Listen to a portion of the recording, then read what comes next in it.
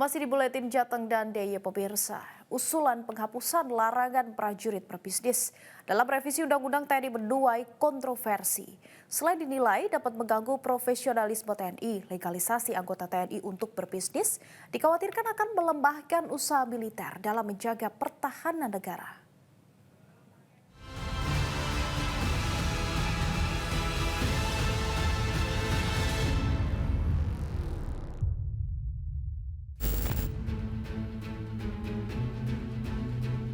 Usulan penghapusan larangan berbisnis prajurit TNI sebagaimana diatur dalam pasal 39 huruf C Undang-Undang Nomor 34 Tahun 2004 menuai polemik. Usulan yang disampaikan oleh Kepala Badan Pembinaan Hukum TNI, Laksda Kresno Buntoro, 11 Juli lalu, kini mendapat sorotan keras publik, terutama kekhawatiran akan terganggunya profesionalisme TNI sesuai dengan tugas pokok dan fungsinya menjaga pertahanan negara. Ini mungkin kontroversial, tapi Bapak Ibu, istri saya itu punya warung di rumah, buka warung. Kalau ini diterapkan, maka saya kena hukuman. Prajurit dilarang terlibat di dalam kegiatan bisnis. Istri saya itu, aku kan pasti nggak mau terlibat, aku nganter belanja dan sebagainya, kan begitu. Lah terus apakah kemudian ini eksis kan gitu?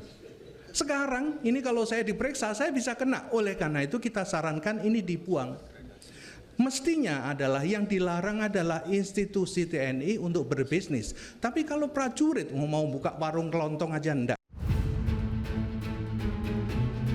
Koalisi Masyarakat Sipil yang juga Ketua YLBHI Muhammad Isnur mengatakan prajurit TNI dididik, dilatih, dan disiapkan untuk perang sesuai hakikat tentara sehingga tidak ada urgensi bagi TNI untuk terlibat dalam bisnis.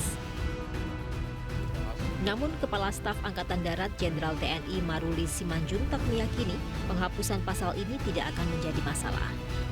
Maruli menegaskan pemaknaan berbisnis adalah sah bila dilakukan oleh prajurit di luar jam dinas. Jadi kalau kita berbisnis, kata-kata bisnis itu bagaimana? Kalau misalnya kita buka warung, ya apa berbisnis tuh?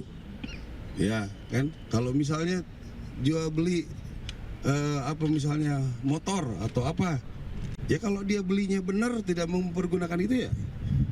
Jadi berbisnis ya bisnis, ya nggak boleh itu.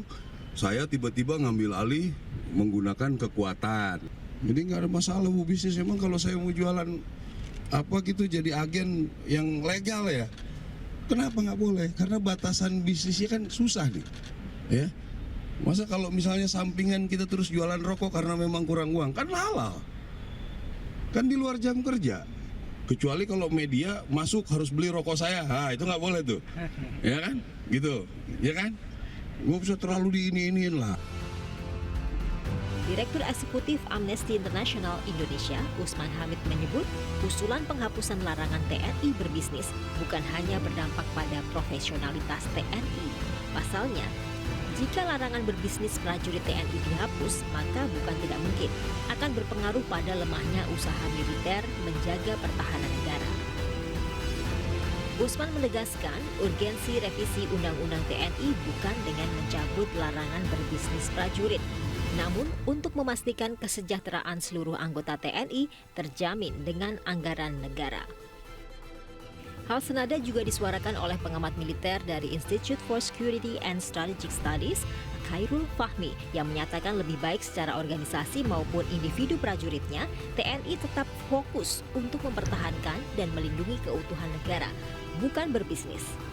Fahmi mensinyalir adanya potensi korupsi dan penyalahgunaan kekuasaan jika TNI terlibat langsung dalam pengelolaan bisnis.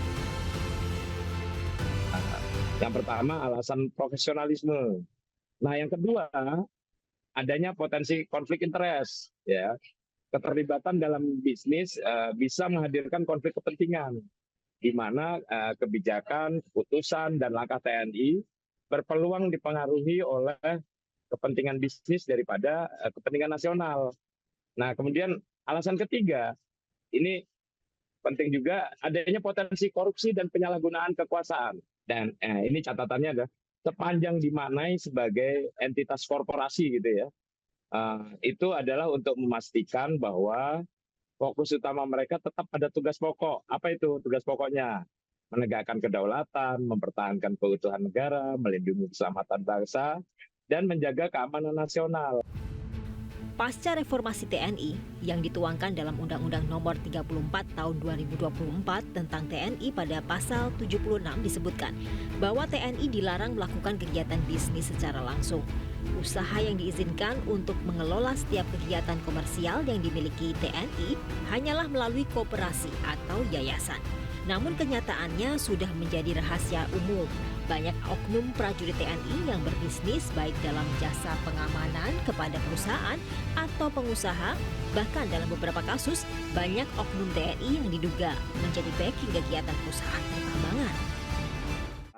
Ada institusi yang diperbolehkan, dia memegang senjata juga, tetapi yang tadi yang disampaikan dengan contoh-contoh segala macam itu secara saklek itu dilarang. Nah, menurut saya idealnya ini diatur di dalam peraturan di bawah undang-undang yang lebih detail lagi, itu diturunkan. Jadi secara garis besar mungkin kami setuju bahwa pasal tersebut harus tetap ada. Tetapi bagaimana detailnya, apakah itu mengatur mengenai lingkup di institusinya atau itu di prajuritnya, karena kita kan semua juga tahu bahwa mereka ini kan mungkin ada dengan tunjangan yang normal-normal saja masih kurang. Apalagi dengan keadaan seperti sekarang. Jadi paling utama adalah kesetaraan. Kalau polisi bisa, kenapa TNI nggak bisa begitu?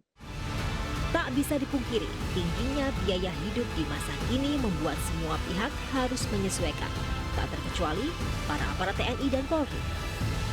Namun yang perlu diingat, tupoksi prajurit TNI adalah menjaga dan melindungi keutuhan negara, baik dengan siaga maupun perang, bukan justru untuk berdagang. Tim Liputan Metro TV.